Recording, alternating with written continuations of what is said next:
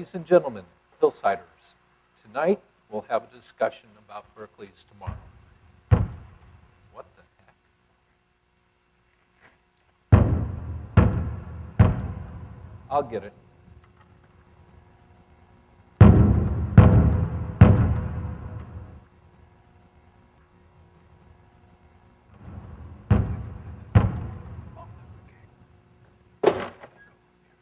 Hello, my name is Swell, James Swell.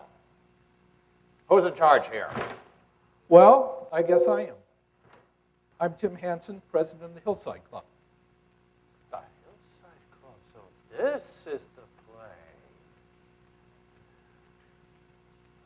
I'll give you 2 for it. 2 million? No, 2, I said 2. Well, what would you do with it? Housing. We need housing, lots and lots of housing. You would tear it down and build housing? Yep, 15 stories of housing. It's what we need. Well, it's not for sale. Well, what are you, some kind of NIMBY? Sometimes. Well, if our other participants are here, let's get started. Come with me.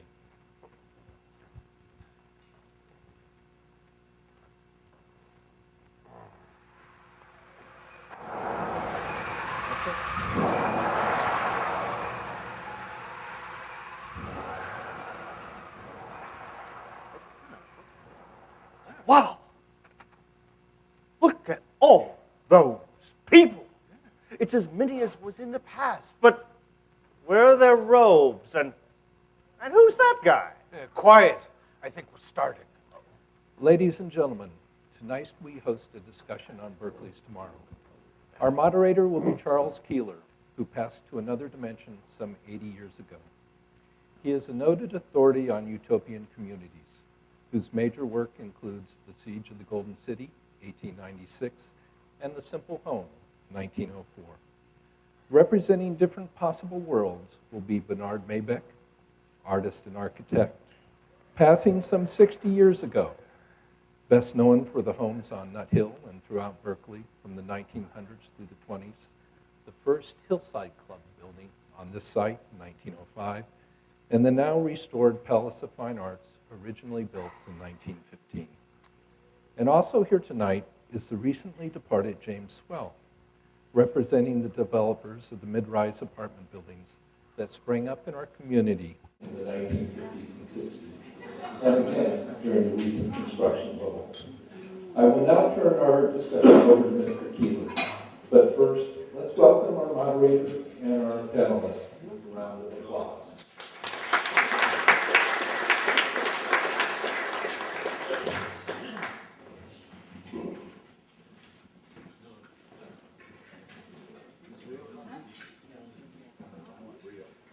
Ladies and gentlemen, Hillside,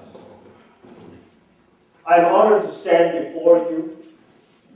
It has been over 100 years since I was your president. I am humbled that you have kept our traditions strong. Tonight, like we have so many times over the past 100 plus years, we are discussing Berkeley's future. Now, the question will not be settled tonight. It will never be settled. Nor should it be. Change comes slowly. It is a multitude of steps, taken one at a time. Each step guided by our beliefs, our values. Tonight, we will reflect on our beliefs, our values. For some of us, our steps might change. For others, they may be reinforced. It does not matter. It is enough that we consider. Mr. James Swell, recently deceased developer, will first present his view of what Berkeley's future should be. Mr. Bernard Maybeck will follow. Then Mr. Maybeck will ask Mr. Swell a question. Mr. Swell will answer, and then ask Mr. Maybeck a question, and so on. We will repeat this 3 times, and then Mr. Maybeck will offer a brief summary, followed by Mr. Swell. This will complete tonight's discussion. Mr. Swell, you may begin. Never mind the questions. The answer is smart growth. That means lots of housing at transit centers.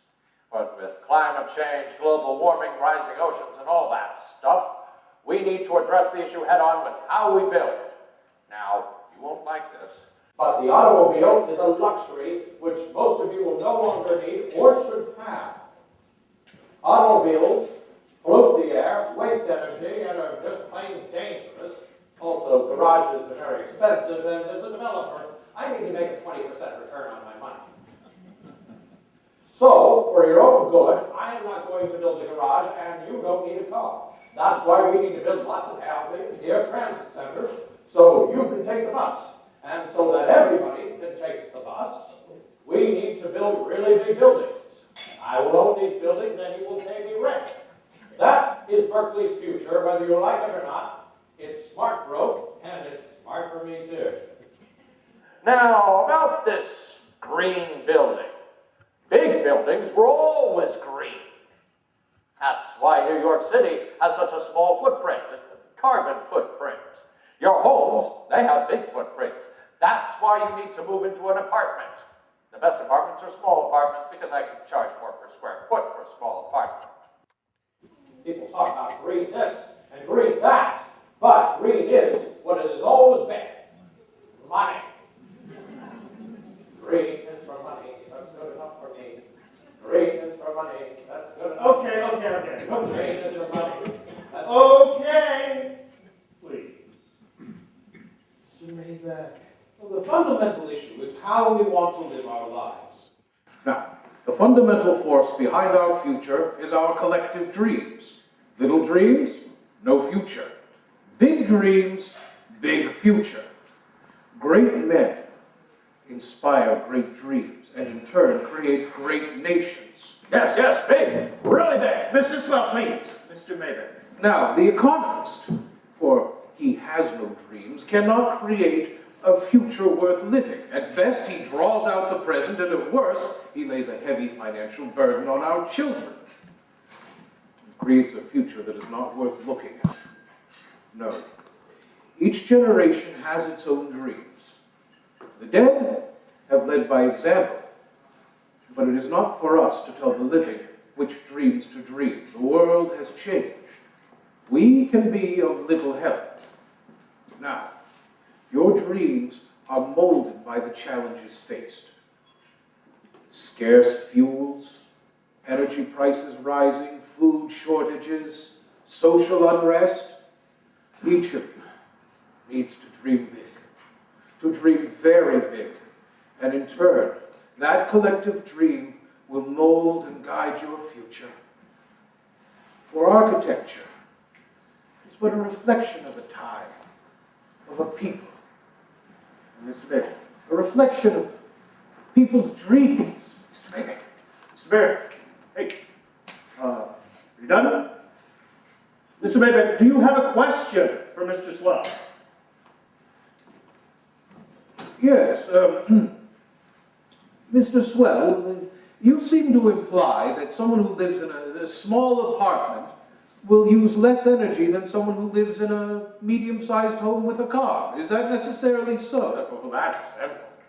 Studies show that people who live in large apartment buildings in New York City actually use far less energy, leave a much smaller carbon footprint than those living in the suburbs. Don't you agree? Is that your question? Yes, that's his question. Now, it is true that per capita, all things being equal, a New York City apartment dweller has a smaller footprint. But it depends on what you count. You can't count commuters, can't count people who have a second home outside the city, can't count built structures, none of that stuff. But let's consider how it could be. You don't need a carbon calculator. Let's look at two families. One lives in an apartment, a small apartment. They live next to a bus station along with 200 other families. They take the bus everywhere or sit at home at night and watch TV. They don't have solar power, well, because the roof belongs to everybody, not just them, and they don't have solar heat or water, same reason. There's no room for the panels or storage. Everything they eat comes from the grocery store. They have no yard, therefore no garden. Yes, their apartment is steel and concrete. Its carbon footprint is huge. Yes. Now, let's consider another family. They live in a medium-sized, well-insulated home with a yard and a car, an electric car. They have solar power. They also have solar heating and solar water. Their car, which as I said is electric, is good for 500,000 miles. And when its time is up, it's not scrapped, it's rebuilt. The electricity it uses, it gets from the charge. The charge comes from the power grid, which, yes, the home is connected to, but they get as much electricity as they need from the solar panels. They also take a great amount of pleasure in food from their garden. They eat much of their fruits and vegetables from the garden. And in the late summer, they can food for the coming year. The home, mostly wood. It's renewable, and in fact, it stores carbon. So it's easy to see that the house is much better than the New York City apartment, in spite of the fact that both families are concerned environmentally. When you think about it, Brentwood has the potential to be more energy efficient than a smart growth Berkeley. That is just fantasy. I am talking about today, not some made-up make-believe thing. People don't live like that. No, but they could. And they will have to soon, or they're going to be in a lot of trouble. More apartments are not the answer. Eventually, it will be the problem. Gentlemen, please, let's stick to the format. Mr. Maybeck, will you ask Mr. Swell a question? Yes. Mr. Swell, what sort of community do you envision for the future? What is their life like? Well, you know, they work, go home, eat, watch television. You know, I saw these really big TVs at Costco. And they're over 6 feet big. They call them home entertainment centers. I mean, they're big. I mean, really, really big. What do you mean, what is their life like? That's his question. What is their life like? Oh, yes. Well, please answer the question. A community is more than a stage our lives play out on. A community can help you grow, help you achieve your dreams. It can embrace you. That is the good side of a community. But there is another side, a shadow side. A community can weary you. It can tax you, or it can destroy you if you do not keep it under control. It all depends on what type of community you allow to be created. Oh yes, a community can be a heaven, or it can be a hell. No, that is not what is meant. No, community is, it's theater.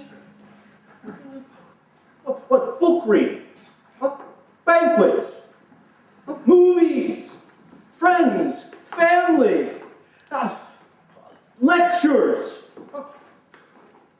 interesting people talking about wonderful things.